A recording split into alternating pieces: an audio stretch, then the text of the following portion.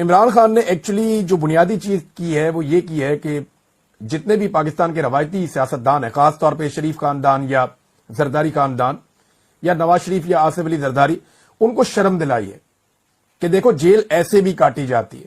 آج نواز شریف اور زرداری صاحب جب اپنے آپ کو دیکھتے ہیں تو انہیں شرم تو ضرور آتی ہوگی کہ وہ ایک دن بھی ایسی جیل نہیں کاٹ سکتے جیسی جیل میں عمران خان صاحب کو رکھا گیا ہے.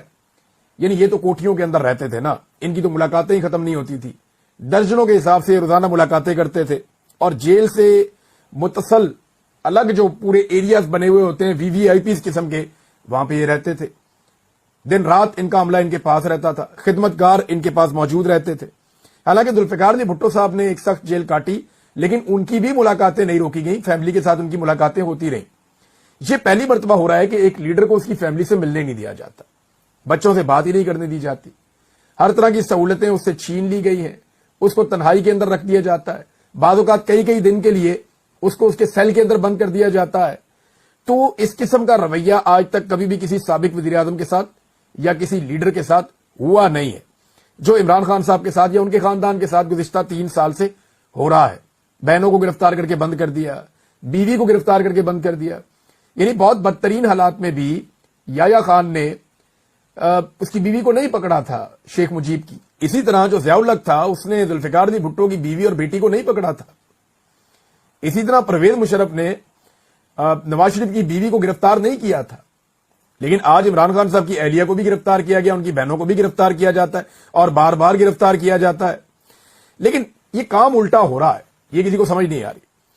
اس فولادی اعصاب والے آدمی نے سب کے اعصاب شل کر دیے ہیں، یہ آپ کو ماننا پڑے گا.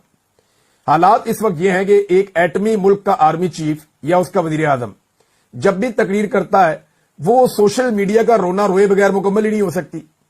یعنی ایک ایٹمی ملک ہے، 7 لاکھ کی فوج ہے، ایک وزیر اعظم ہے، 25 کروڑ کا ملک ہے، اور وہ کوئی ایک تقریر بھی سوشل میڈیا پر تنقید کے بغیر مکمل نہیں کر سکتے.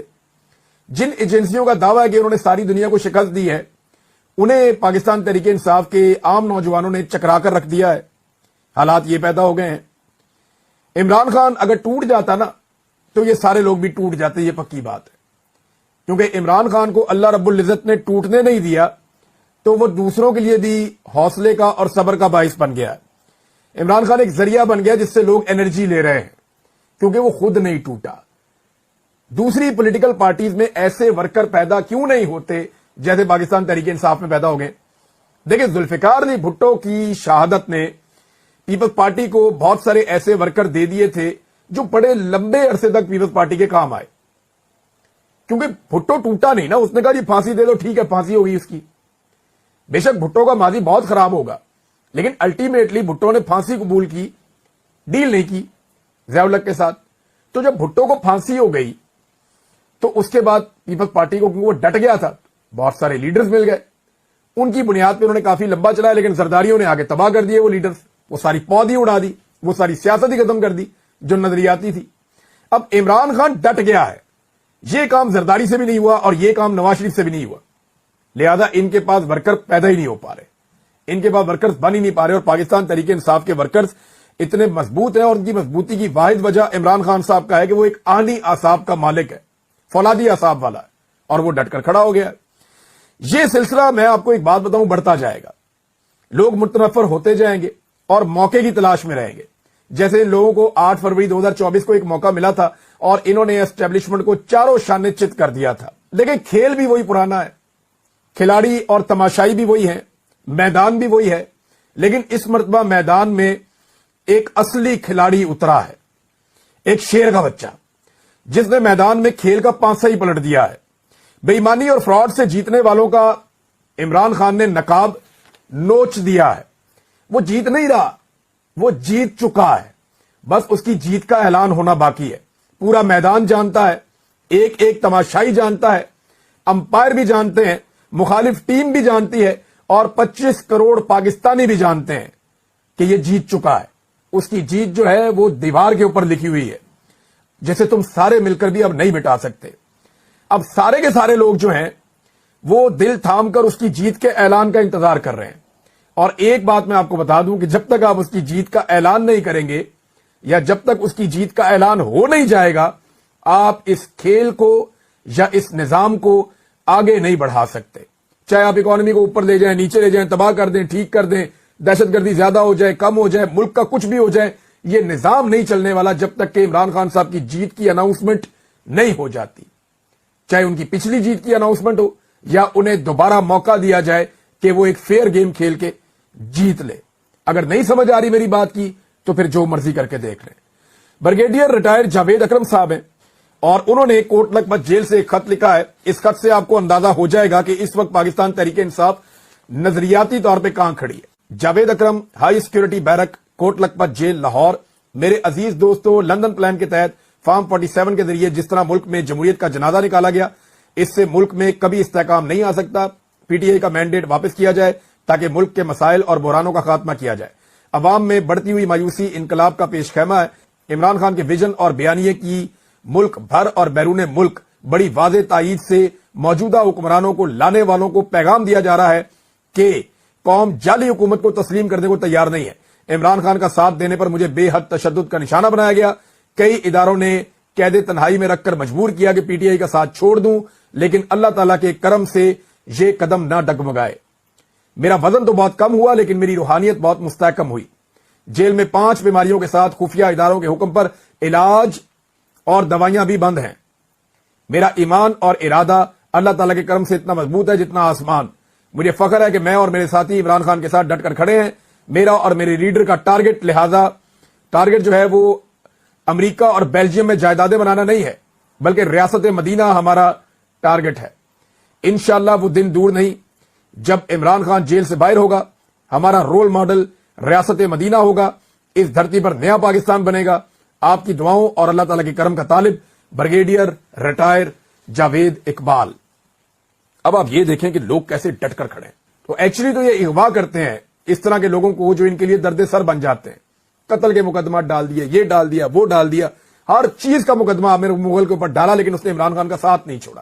یہ وہ انرجی ہے جو عمران خان نے ان ساروں کو دی ہے، اور وہ ایک ایکٹیو پولیٹیکل ورکر ہے. ایسے لوگ اثاثہ ہوتے ہیں کسی بھی پولیٹیکل پارٹی میں ہو، کیونکہ پالیٹکس آگے جائے گی، جمہوریت آگے جائے گی، تبھی پاکستان آگے جائے گا. ڈکٹیٹرشپ کے ساتھ یا بوٹ کے ساتھ یا ڈنڈے کے ساتھ تو ملک آگے نہیں چل سکتا. نواز شریف کہتے ہیں جی مجھے میرے والد کا جنازہ نہیں پڑھنے دیا گیا، انہیں بہت تکلیف ہے ان باتوں کی. تو آج کتنے ہی لوگ ہیں جن کو ان کی ماؤں کا، ان کے باپوں کا نماز جنازہ نہیں پڑھنے دیا گیا، اور یہ سب کچھ نواز شریف صاحب آپ کے دور میں ہو رہا ہے. پاکستان تحریک انصاف کشمیری عوام کی آواز کو نظر انداز کر کے اقتدار کی سیاست نہیں کرے گی. ہماری اولین ترجیح کشمیری عوام کے بنیادی حقوق اور ان کے جمہوری مطالبات اور انصاف پر مبنی سیاسی عمل کی حمایت ہے. بہرحال ہم انتخابات نہیں عوام کے ساتھ کھڑے ہوں گے. یہ پاکستان تحریک انصاف نے ایک لمبا چوڑا اور بھی سٹیٹمنٹ ہے، بڑا ڈیٹیل کے اندر انہوں نے بتایا. دیکھیں، جو تحریک انصاف کا فیصلہ ہے اس کو ایک طبقہ بہت زیادہ سراہ رہا ہے. وہ کہہ رہے ہیں جی بالکل بہت اچھا کیا ہے، اور ایک طبقہ کہہ رہا ہے کہ جی ایسا نہیں کرنا چاہیے تھا. جو لوگ کہہ رہے ہیں اچھا کیا، ان کے آرگومنٹ یہ ہے کہ حکومت تو ویسے بھی پاکستان تحریک انصاف کو انہوں نے کبھی بھی نہیں بنا کر دینی تھی. نمبر 2، یہ انتہائی متنازع الیکشن ہے جو ہونے سے پہلے ہی بہت سارے تنازعات میں پھنس گئے ہیں. نمبر 3 یہ ہے کہ کشمیری عوام اس وقت الیکشن کے لیے تیار نہیں ہے. وہاں پہ ظلم اور جبر ہو رہا ہے، اور الیکشن کے نام کے اوپر چیزوں کو نارملائز کرنے کی کوشش کی جائے گی. اور اگر پاکستان تحریک انصاف جیسی بڑی جماعت اپنے آپ کو الیکشن سے باہر کرتی ہے تو پورے کے پورے الیکشن اور اس کے سسٹم کے اوپر ایک سوالیہ نشان کھڑا ہو جائے گا. تو ایک طرف تو لوگ یہ کہہ رہے ہیں کہ کشمیریوں کے ساتھ کھڑے ہونا چاہیے اور اقتدار کی سیاست نہیں کرنی چاہیے. جو لوگ کہتے ہیں کہ الیکشن لڑنا چاہیے پاکستان تحریک انصاف کو، وہ یہ کہتے ہیں کہ عمران خان صاحب خود کہہ چکے ہیں کہ کسی بھی الیکشن کا کبھی بھی سیاسی جماعت کو بائیکاٹ نہیں کرنا چاہیے. نمبر 2، ان کا آرگومنٹ یہ ہے کہ عوامی نمائندگی بالکل صفر ہو جائے گی اگر پاکستان تحریک انصاف الیکشن سے بالکل باہر ہو جاتی ہے. تو جو 4 سیٹیں انہوں نے جیتنی ہے وہ بھی انہیں نہیں ملیں گی، اور ان جماعتوں کو مل جائیں گی، یا فری ہینڈ مل جائے گا ان جماعتوں کو جو اقتدار پہ قبضہ کرنا چاہتے ہیں. تو یہ اس قسم کی جو ہے وہ دوسری طرف کی آواز ہے. تو میرے خیال میں دونوں لوگوں کی بات میں لاجک ہے. تو وقت ثابت کرے گا کہ یہ فیصلہ ٹھیک تھا یا غلط تھا، لیکن میرے خیال میں ان انتخابات کے اوپر ایک بہت بڑا سوالیہ نشان لگ گیا ہے. تو اب الیکشن پہ پیسے ضائع کرنے کی بجائے نا، آصف علی زرداری، نواز شریف، فضل الرحمان اور علیم خان، یہ 4 بندے بیٹھے اور آپس میں سیٹیں تقسیم کر لیں. وہ مسلم کانفرنس والے کو بھی بٹھا لیں ساتھ. تو آپس میں سیٹیں تقسیم کر لیں گے، یہ تیری، یہ میری، یہ تیری، یہ میری، اور اپنے وزارتیں اور وزارت اعلیٰ اور یہ سارا تقسیم کر لیں. اتنا پیسہ کیوں خرچ کرنا ہے الیکشن پہ، جب پورا کا پورا الیکشن ایک ہی جماعت لڑ رہی ہے، یہ سارے ایک جماعت ہیں. یعنی آئی پی پی بھی وہی ہے، پیپلز پارٹی بھی وہی ہے، پی ایم ایل این بھی وہی ہے، تو فضل الرحمان بھی وہی ہے.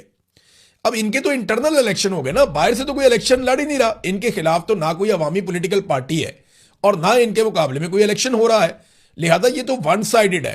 تو آپ نے اگر آپس میں الیکشن لڑنا ہے تو لڑنے کی بجائے گھر میں بیٹھ کے آپ فیصلہ کر دیں، سیٹیں آپس میں آپ بانٹ لیں، تاکہ قوم کا پیسہ بھی بچ جائے اور پاکستان کا اور کشمیریوں کا وقت بھی بچ جائے. بہرحال تحریک انصاف نے یہ فیصلہ کر لیا ہے.